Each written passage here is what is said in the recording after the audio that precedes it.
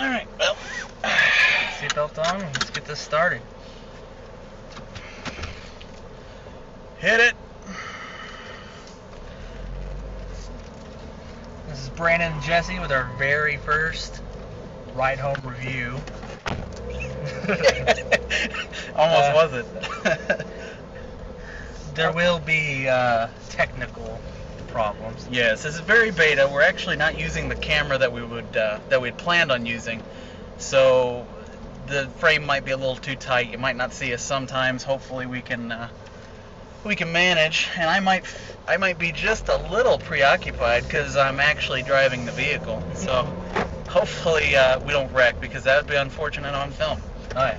So we just came from the theater. Brandon, you want to tell them what we saw? We saw, for the second time I've seen Captain America, and we went and saw Cowboys and Aliens. Kind of an awkward combination for our very first one, but hey, two total geek movies, completely different ideas, so it should be interesting. I guess we'll start with the first one, Cowboys and Aliens. Okay. What did you think? I went into it a little bit worried. I was worried that Daniel Craig was going to be the same kind of cowboy as Liam Neeson. Yeah. a bad one. Yeah. So I was very impressed with the way he played the role. Obviously, Harrison Ford, I mean, come on. He's played a cowboy in so many movies that it's ridiculous. Even movies where he's not technically a cowboy, exactly. he's still a cowboy. Exactly. You know? So, I mean, he was a natural. And then Daniel Craig did an amazing job. His voice was very Yeah, he did it convincing. pretty well. He said a couple things that were a little awkward, but overall, I mean, a lot of people don't give him the respect he deserves with the James Bond stuff, but honestly, he's a great Bond. I really liked him in this. I thought maybe he was a bit weak of a main character, but Harrison Ford's strength as a character made up for that. Yeah. The cast, I mean, just not even those two alone. My God, the cast was insane. Where do we start? We got Daniel Craig and Harrison Ford, of course. That's, Indiana Jones, James Bond showing up. Then we got Olivia Wilde as the female lead. She's from Tron, I guess, would be the most geek cred movie. Tron, also House, if you like medical yeah, dramas. she's number whatever. 13. 13, yeah. Then you got Sam Rockwell, who was Justin Hammer in the Iron Man 2. Yeah. So he was good in that. He's great in any side role. You got Adam Beach. Adam Beach, famous Native American actor. Basically, if you've seen a movie with Native Americans in it, he's most likely in it. More than likely. You got Walton Goggins from the great FX show Justified.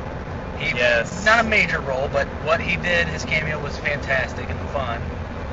You got Irish guy whose name I completely forget. Yeah, he was was in The Departed. Yeah, he's the guy who's supposed to bury the dog, or bury the guy in the marsh, and messes it up, so Jack Nicholson ends up screaming at him about it.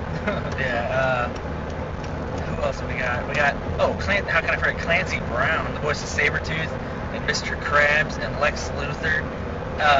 He was Kurgan in Highlander. Yeah. I mean, that guy.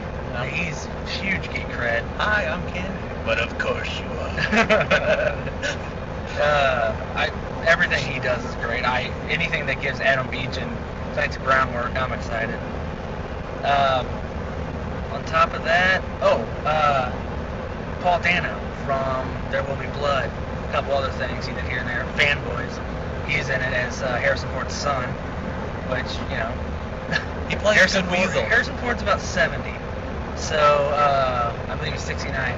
Royal Dano is maybe 25. Kind of an awkward age range, but it was the Old West. You can have kids at that age. Oh, yeah. The cast alone is worth seeing the movie, which makes it just enjoyable. The action was non-stop. Crazy jumping off stuff, shooting action. Yeah. Classic Western stuff. I was almost afraid that they were going to try and calm it down just a little bit for younger audiences and not make it so brutal. No. But it was very hard hitting. I mean, when somebody got hit, they got hit hard, and it made it a little bit more action packed. It made you get into it a little bit more when you thought someone was actually getting the crap kicked out of them. Let's go with the graphics. The aliens looked alien. There were a couple very clear that it was CG things, but you could can suspend belief enough for this to kind of agree with it. The aliens were original design. They were, I mean, we'll get to the story in a second, but not like any alien we've seen yet. Kind of a carapace shell on them. They're pretty insectoid, but soft in the center, as they found out. They don't speak English. They don't talk. They growl, so there's no communication between the two. I don't want to ruin any secrets, but we learned about 2 shockers in it, big revelations of the movie. Yeah, I thought altogether the action and the visuals of it were neat. The story, on the other hand, I mean, if I'm basing this completely on the book from Platinum Studios, Cowboys and Aliens, wow, way to go, way to turn. I own the trade, I actually like it, but I know it's not that great of a story. It's much cornier and much crappier, I would say, in the trade paperback. The actual movie itself story was fairly linear and made sense. I did not know hardly anything about the story when I Which is walked probably in. best going in, honestly.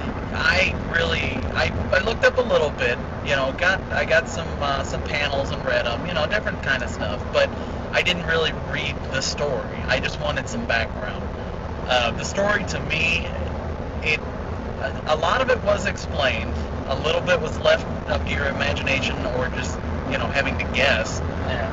But for the most part, I actually enjoyed it quite a bit. I mean, as far as story goes, it did a pretty good job of it explaining itself. So I mean, it was Jon Favreau was the director. I wasn't expecting Iron Man 1, but I was expecting a little more than Iron Man 2, and I don't quite think I got that.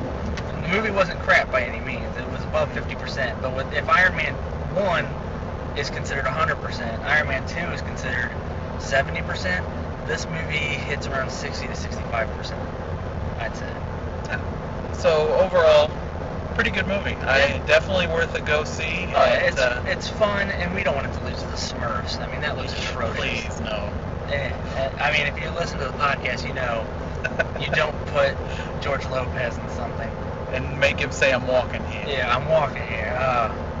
And yes, Cowboys and Aliens, it has some very cliche scenes.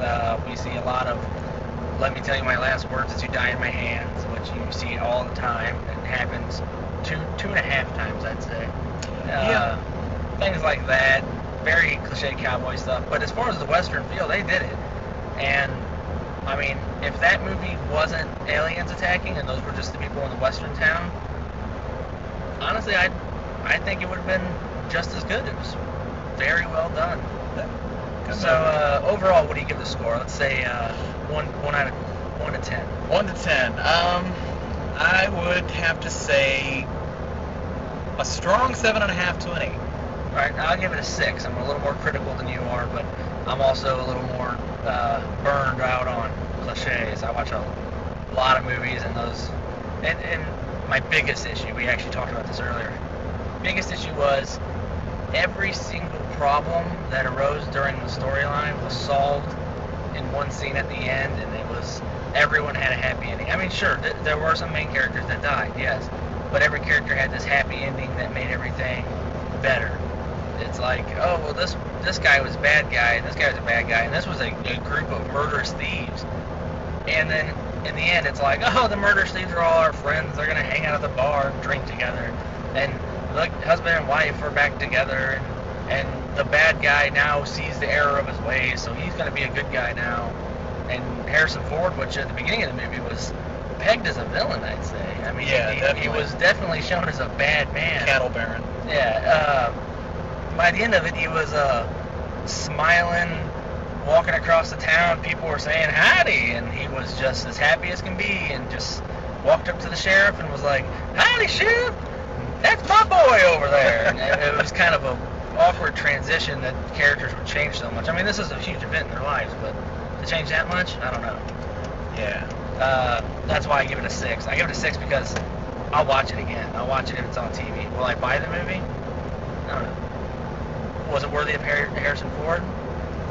Yeah, it wasn't. It wasn't no Air Force One, Indiana Jones, or Star Wars, but it was good stuff. All right, and then the second movie we went to go see was Captain America.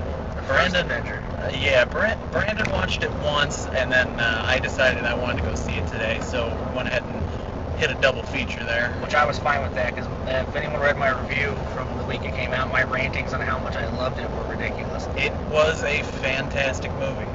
Chris Evans did an amazing job. He was an amazing Human Torch, but he is Captain America. I mean, he fits the bill. See, and with Human Torch, I don't know. I'm a little different on that subject. I thought that Ben Grimm, the Thing, that was great casting in there. Michael Chiklis.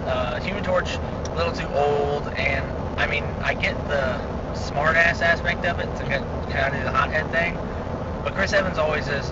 He's like Ryan Reynolds. He's always such a smartass, and I was worried to see him go in a role that Captain America's not a smartass. He's not. He's straightforward. He is very, very narrow-minded when it comes to what needs to be done. So, saying that, Chris Evans blew me away with how good he portrayed the emotions that needed to be showed through skinny Steve Rogers all the way until he becomes Captain America. And as for the rest of the cast, I mean, Red Skull, he did a great job at being the evil villain. Oh yeah, Hugo Weaving is great. Such a good villain. I mean, he was in Lord of the Rings. He was I don't know. He was the elf. One of the he was the elf king. I can't remember his name. He's a good guy in that, but he still kind of seemed a bit villainous. Yeah. The guy plays a villain awesome. And then V for Vendetta. Oh,